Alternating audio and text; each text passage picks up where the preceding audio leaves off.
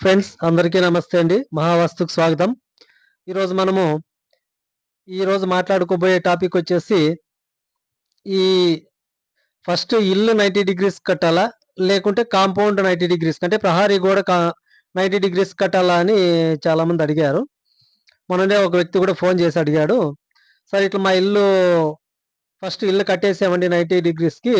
తర్వాత కాంపౌండ్ కట్టాము. కాంపౌండ్ కట్టిన తర్వాత నాకు కొంచెం అనుమానం వచ్చింది. ఇవి మూలలన్నీ ఎక్కువ తక్కువ చేసి మా మేస్త్రి కట్టేసాడు. ఇది ఎలా అనేది మాకి దిక్కు తోచకుంది సార్. ఏమన్నా ఒకసారి రాగలరా అని అడిగాడు. సరే అండి నాకు 4 డేస్ టైమ్ ఇయ్యండి. వస్తానని చెప్పి ఒకరోజు వీలు చూసుకొని వెళ్ళాను. వెళ్లి అక్కడ చూసాను. ఇల్లయితే దాదాపు 90 డిగ్రీస్‌కి బాగా నీట్‌గా కట్టారండి మూల మట్టానికి. ఇల్లంతా అయిపోయింది కట్టేది. తర్వాత ఈ కాంపౌండ్ కట్టడము దాదాపు పిల్లర్స్ ఏసేసారు. దానిపైన బీమేసేసి దానిపైన గోడ గూడా కట్టేసారండి. కట్టేసిన తర్వాత నాకాయన కాల్ చేశాడు.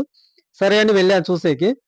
అక్కడ వెళ్లి చూసేటప్పటికి ఇంటికి, కాంపౌండ్‌కి దాదాపు 25 డిగ్రీస్ వేరియేషన్‌లో ఉందండి. అది ఎలా అంటారా? ఇల్లొచ్చేసి 90 డిగ్రీస్ తూర్పు ఫేసింగ్ అండి ఇల్లిది. 90 డిగ్రీస్‌లో కట్టారు. కట్టిన తర్వాత కాంపౌండ్ కట్టేటప్పుడు వీళ్ళు ఒక మిస్టేక్ చేసేసారండి. అదేం చేశారంటే మొత్తము ఈ మూలలన్నీ అంటే ఈశాన్యం పెంచాలని ఒక దృక్పథంతో వాళ్ళు దీన్ని ఈ విధంగా చేశారంట. ఈశాన్యం పెంచితే మంచిది. చాలా బావుంటుంది. ఎంత పెంచితే అంత మంచిదని వాళ్ళకి చెప్పారంట చాలామంది ఎవరో. సరే అని ఈశాన్యం పెంచేలా కట్టమని మేస్త్రికి ఆయన చెప్పేసారంట.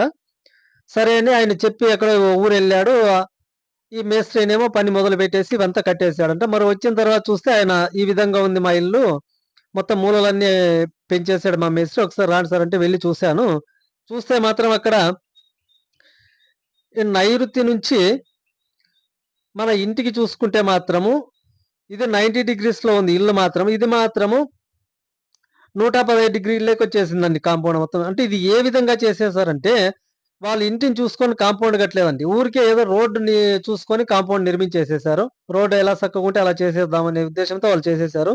ఇలా మూలలన్నీ ఒకటి తక్కువ, ఒకటి ఎక్కువ, ఒకటి తక్కువ, ఒకటి తక్కువ. ఈ విధంగా మొత్తం మూలలన్నీ ఈ విధంగా అయిపోయాయండి వాళ్ళ మొత్తం కాంపౌండ్‌లో. నైరుతి ఒక విధంగా పెరిగిపోయింది. వాయువ్యం పూర్తిగా కట్ అయిపోయింది. ఈశాన్యం పూర్తిగా పెంచేశారు. ఆగ్నేయం కొద్దిగా పెంచేశారు. ఇది ఈ విధంగా మొత్తం చేసేసారండి. ఇల్లంతా మొత్తం డిస్టర్బ్ చేసేసారండి వీళ్ళు పాపం. 50,00,000 పెట్టి కట్టారు ఇల్లు.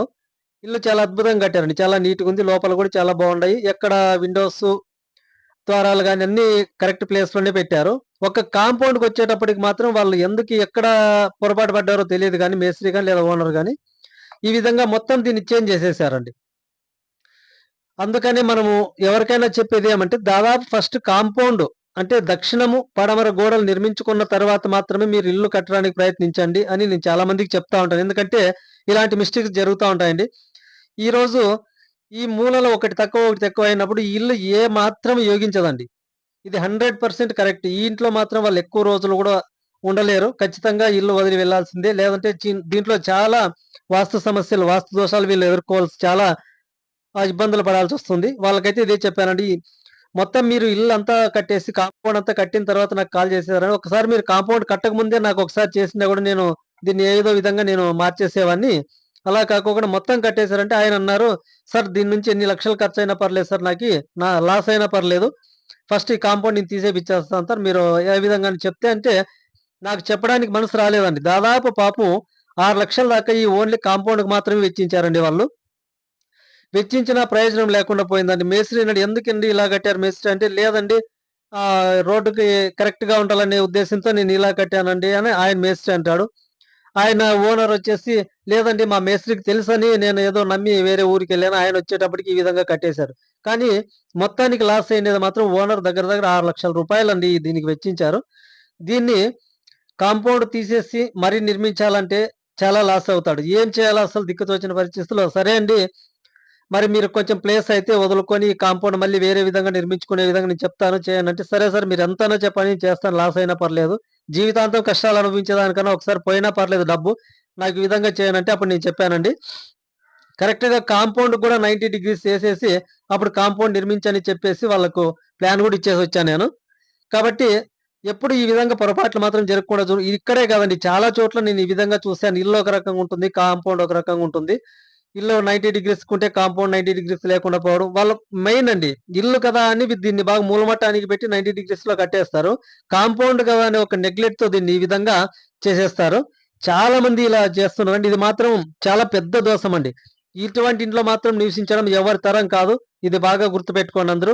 ఈ విధంగా మాత్రం కాంపౌండ్ ఉంటే వెంటనే సరి చేసుకోవాలని నేను అందరికీ మనస్ఫూర్తిగా కోరుకుంటూ మీ Jagdish. Thank you. Thank you so much.